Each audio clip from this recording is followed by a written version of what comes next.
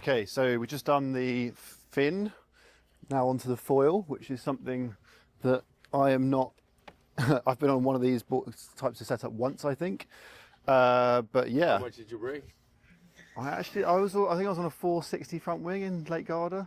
But And yeah, had to be going so fast before I even came up. But yeah, obviously foiling is taking up quite a lot of the racing, and it obviously gets people out in really light winds. I mean, the sails are crazy, the luffs are massive. Should we start with the sail, just because I've just mentioned it? I mean, the colours obviously have changed significantly again, and I think they're going to look great in the sunshine. we put a bit of Dutch in there, you know, a bit of orange Dutch influence. I actually had no influence, but I like it. It looks great. I really like the purple and the orange. It's going to really stand out. No, What's the difference? It's a pure evolution of 2024. I mean, I think in 2024, we for that sail, we made a lot of prototypes to understand the whole concept, and I think we did a really good job. I think They've changed a lot, haven't they, over the years? a lot. 2023 to 2024 was the biggest jump we ever made, I would say. Yeah. From 2024 to 2025, we've been really working on the battens, making them stiffer, because the concept of the sail is so efficient that we don't really need the drive from softer battens. So putting different carbon tubes inside to stiffen up the sail, which made the sail again better in 2025. And you want it to be stiff to get the low end. The thing is, it doesn't have not for the low end. It's especially for the range and the high end, but. It's something soft you want in the fin sail, because it needs to put the board on the rail, make it fly, and you have this constant drag of the water. And on the foil, it's opposite. You want it to be you know, you're smooth, like in the air, stable. and there is no drag. You know, so your sail shouldn't push, because when it pushes, it's pushing you out of balance. You know, so of course it shouldn't be a complete stiff plate, because you need to get up on the foil as well, and to accelerate, you need some kind of the sail needs to breathe. Yes. But the only change we did now is we changed just slightly the material in the top of the sail.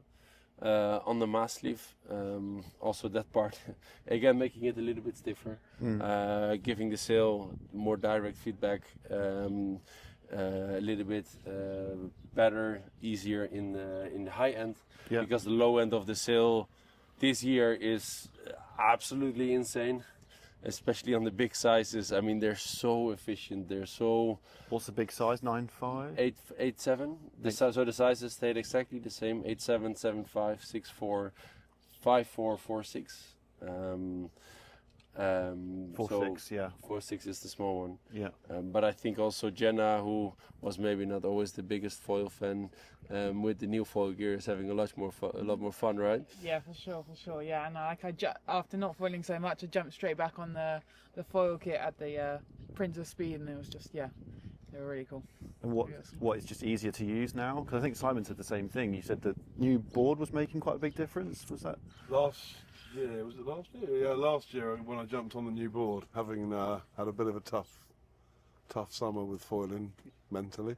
I jumped on the new board and it made a huge difference. Like I had a really. I remember your first time on it. You absolutely fell in love with it. Yeah. It made a massive difference. I think you rang me and said that you were really enjoying it, which was a surprise. Yeah, no, I loved it. To be fair. Drunk? The punch you had. No, it's amazing. Yeah. What changed? What did you notice? What helped you? What helped me? Well, one of the biggest thing I noticed was the touchdowns. Right. The touchdowns became easy. Scary. They didn't matter. No, they didn't matter anymore. They didn't seem to register like before. Previously, you touched down, and then the board sometimes seemed to suck down, and then you may have catapulted. You didn't always catapult, but sometimes you did. Whereas now you could just touch down and how did carry they do on. that, Jordy? What did they change? I mean, that's mostly on Is the this board the of same as last last year. year's? Yeah. It's not the same as last year. It's an evolution. It's not a. It's an evolution. It's not a revolution. Bottom looks very similar. Same bottom shape, same cutouts. So in that perspective, nothing changed. But it did get a lot wider in the tail. It's 5 centimeters wider. which is a lot. Yeah. We're working with millimeters sometimes. This is 5 centimeters. What does that do? Especially in the lighter winds, you can apply more pressure. You know, your foot is 3.5 or 2.5, 3 more centimeters away from the foil. So you can push more, and especially on the 8.7, 7.5 in light winds, you can just apply more pressure. It's really, really nice. We made it also more flat. You see how flat the shaping is here. Really comfortable. With the current board from this year in light winds, I was never really struggling, but I have quite long legs. You know, so on the 8.7 in light winds, for example, Daniele Benedetti, our new addition to the team, got sadly a bit unlucky in Guadeloupe, but he will bounce back. He said I'm used to a little bit wider tail, and he's like, in stronger winds, because you get the power from the tail, you can ride a little bit less back wing angle, which is faster. You know, so I've not experienced it too much yet. I use it with a 6.4, but he even used it with a 4.6 and 5.4, and he loved it. So he even liked it with the 4.6, and yeah, I liked it with 6.4 and up. So all round we came to the conclusion that all round it's simply a better board. I'll definitely not be using it with a 4.6 myself. Yeah, surely it makes the pop-up better as well, right? Pumping onto the foil. Yeah, it's more power. That will help me, definitely. Is there one size? It's one size only, 85 wide. Funny story about the 169. I think it was a little bit less in terms of liters, but my sale number is 69, so they asked me what we're going to call it, so I asked for 169, but we stepped away from it now. Now it's 159 liters. So even when you're on what's the smallest one? 4.7, do you say? No, what do you say? 4.6. Yeah. You're still using this size board? Yeah. Nuts. Yeah. Honestly, it's the best thing we ever did. I remember we had two boards in to one board. We had like 81, 91, and all the brands had similar, no? Like some had 80, 90, so we had 81, 91.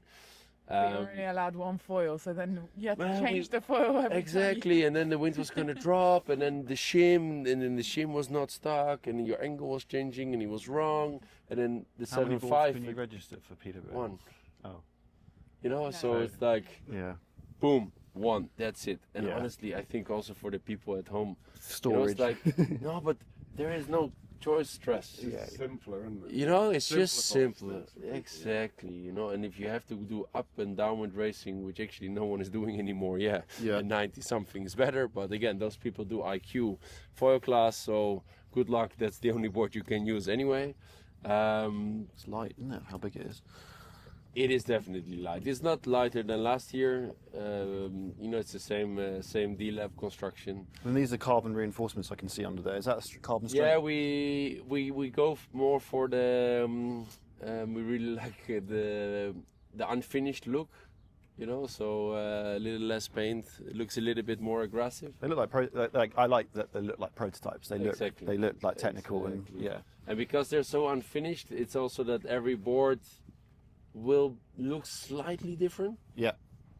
It will not come out green or something, but because the you know, paint it's like flex. I don't know, this one doesn't have it. Some of the wave boards they kind of The do it flecks are manually, all don't like- they? Yeah. Yeah, but also where does the white come through and where does the black come through will differ always a little bit. Yeah. I think it looks really, really good. Yeah, nice. Just going back to what Simon said, what changed that year when you were finding it hard and then it came, because we talked about the changes on this from last year, but when there's that big jump and you said the board suddenly made it was a lot easier. Shorter as well, wasn't it? No, it was everything. It was such a big jump. It was everything. complete. It was a complete. And then we went to the D-Lab construction, which was way stiffer, so way more reactive. It was the first year it went to an 85 as well. It was like it had been a 91 and an 81, so it was a bit Sizes, shape, construction, everything changed. Yeah, it was a mix of everything. Yeah. But I don't know about you, but always at the end of the year, I was selling my foil boards for like, there you go price, because there was my mast track all over the deck. From the damage. It was you know, like it was getting soft at spaces. It was repaired everywhere. And now I was doing the photo shoot in September on the board. Then I was using it in autumn. I was using it for 3 months in Tenerife. I took it to Guadeloupe, and now I had to repair it because Air France decided to drop it out of the plane, and you know, nothing. It's hard everywhere. It doesn't have dents. The difference is huge. It's Full really, carbon, really yeah, huge. Birex carbon. Nice. Anything else? Any other questions, you guys? Can't think we've touched everything. Yep. Battens, Love the way mast, you've made the sail match my foot. protect.